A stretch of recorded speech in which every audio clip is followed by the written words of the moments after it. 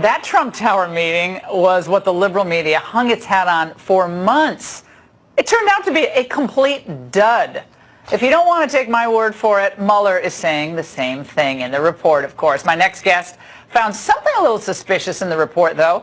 How did the Mueller team create an entire section of the report on one meeting without noting that the Russian lawyer at the time at the Trump Tower meeting was working with Fusion GPS? Kim Strassel is a Fox News contributor, and editorial board member for the Wall Street Journal. Kim, why wasn't the Russian lawyer included in the report? Is Veselnitskaya, was that the name? I think. Yeah, she's named in the report, Laura, but in the whole section about Trump Tower. And in fact, it's remarkable because we have this huge section, thousands of words describing every last moment of that meeting. Okay, the only thing they didn't put in there was what they had for lunch beforehand. I mean, every last thing is documented, including the fact that she was president and lots of information about her, except for this one important detail, that she was working alongside the organization that produced the dossier. Now, how do you do that, Laura? How do you write a whole section in which you describe pretty much everything you know about her and you don't put that in? I would argue it's very careful and very deliberate, because this entire report seems to be absolutely obsessed with not questioning anything the FBI did or passing judgment on any of its poor conduct. This is what she said, admitting her work with Fusion GPS. She got much of the information from an American firm, Fusion GPS. Glenn Simpson's company, they worked with us on this case. I mean, they cite in the Mueller report, Kim, all sorts of television appearances, and they cite editorials, columns.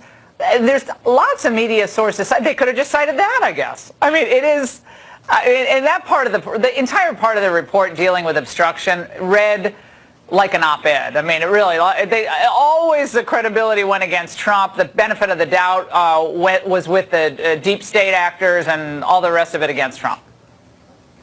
Well, I'm calling this, Laura, this is Mueller's Comey moment, okay? Remember, we've just had more than a year of talking about Jim Comey's atrocious behavior in July of 2016, where he chose to go out and berate Hillary Clinton, but not bring any charges against her. And we've had the Attorney General, we've had the Deputy Attorney General, we've had prior Attorney Generals all mention that this is absolutely inappropriate behavior. You don't throw a bunch of innuendo out there if you're not going to bring a charge, right? Well, what did Bob Mueller do in his second volume of his report? It is he wouldn't bring any charges against Donald Trump. And instead, he throws out, he uses all the power he has from grand juries, the power to investigate, to compel witnesses, and everything he collects from them, he then throws it out for public consumption or for Congress and impeachment when not bringing any charges himself. I think it's, Jim Comey was fired for doing exactly that. You know what also, you just made me think of this. It also kind of reminds me of when in the FISA application, they didn't state that the dossier was paid for by the Clinton campaign.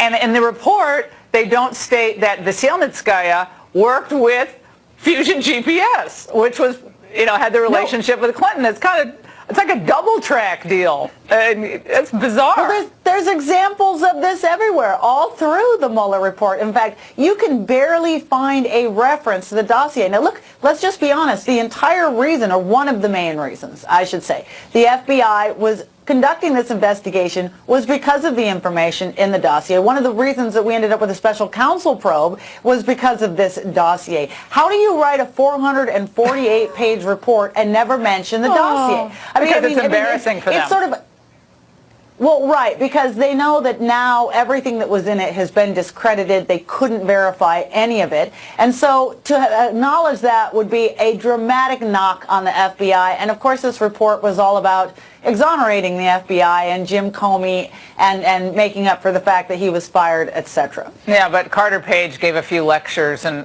Moscow, so he's definitely someone they needed to surveil.